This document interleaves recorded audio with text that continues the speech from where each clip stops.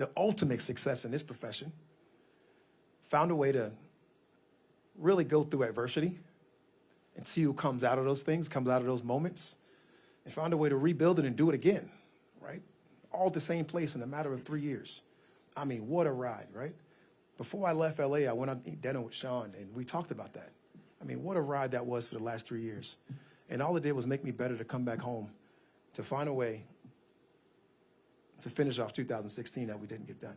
Not to add to that, Kelly, some people aren't open in talking about their previous experiences, if whether they went well or didn't. Some people aren't very open about it, but the openness and the humility and the clear vision of the things that he's seen from all his experiences and how he's adapted, he's very open about that. But what stuck out about that is I know how smart he is, and I know how the acumen and the experience, all that stuff. I mean, there's not many people that can go.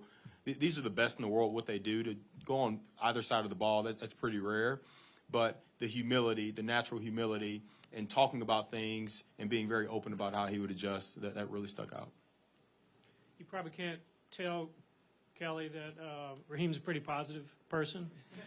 And, I think that was something that made an impression on us was the hard times that he has gone through in the past and the learnings. That's what he turned it into, a learning. There's a lot of people in this industry, if it didn't work out somewhere, that they're bitter about that, and they can't let go of it.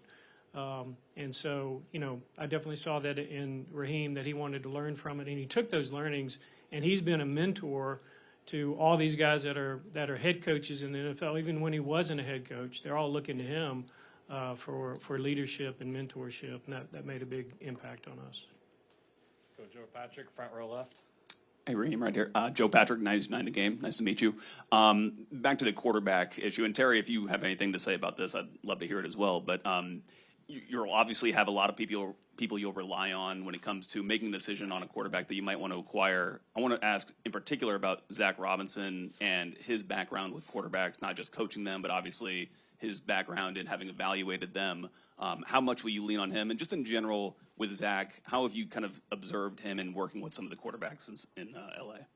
Sure. Zach is one of the cooler guys I can't wait till you guys meet him, right? He's one of the cooler guys to be around, right? He's played the position. He's got some really cool stories about playing the position in Oklahoma State and doing some of those things. He lost to me when he was at Oklahoma State, when I was at Kansas State. So make sure you guys remind him that when he gets here. But his ability to connect with the quarterback, his ability to relate to the quarterback and what they do and how they do it and how they go about their process. How do they get to the point to be ready to play at the highest level that you need to play in this league? I thought stood out to me working with him. Watching the work that he did with the quarterbacks that's come through when I was in the LA Rams has been absolutely outstanding. Watching his development with Goff and then watching it come with Matthew Stafford. We go through a year where you do it with a couple different guys in the backup situation. We had Baker Mayfield midway. He gets it going, win some games that we probably even shouldn't have won because of the ability for those guys to be able to connect. Getting to this season, we get it going again. We really rally around our quarterback. We find a way to win. The whole team has belief, and that belief just doesn't start with just the player. It's the coaches around them. It's the people around them. It's the things you do to make it really special. And he has an amazing ability to connect with guys and get the best out of them, no matter what happens, in the most positive way, which Greg just mentioned and alluded to. But I am fired up to watch him as a teacher. I'm fired up to watch him as a mentor, as a confidant. All of those criteria that we talk about when we talk about really good coaches. And the young man just has really high capacity. It really does. And I'm fired up to get him here and get us going. Front right. Congratulations. That guy's been. You've had your I appreciate hand you. up the entire No, time. you good. I was getting tired for him. I was going to be patient about it. Congratulations and welcome home, Coach. Pressure. Yes, sir. First off, Tony Reese, WTVM news leader 9 out of Columbus, Georgia, the ABC affiliate.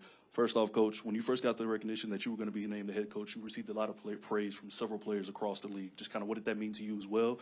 And in year one, just kind of your vision, some of your goals, what you hope to implement.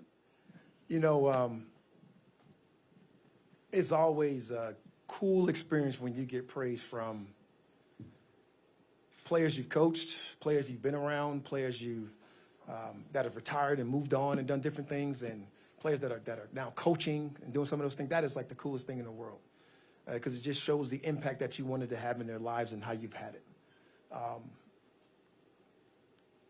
And I don't even know how you feel at those moments because it's so surreal that it just makes you just know what you've accomplished this far and how special it is to you and to them, that it's just fun.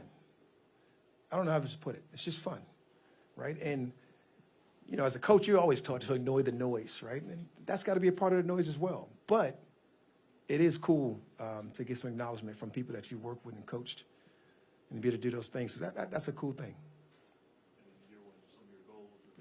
What you hope to implement? You know, you don't make predictions in this business. It's too hard. You know, but like I said before, every single year you're competing for a championship. You know, and the clear-cut goal for us is obviously to win the South. And if you can win the South, you can qualify to get into the playoffs. And if you can get to the playoffs, anything can happen.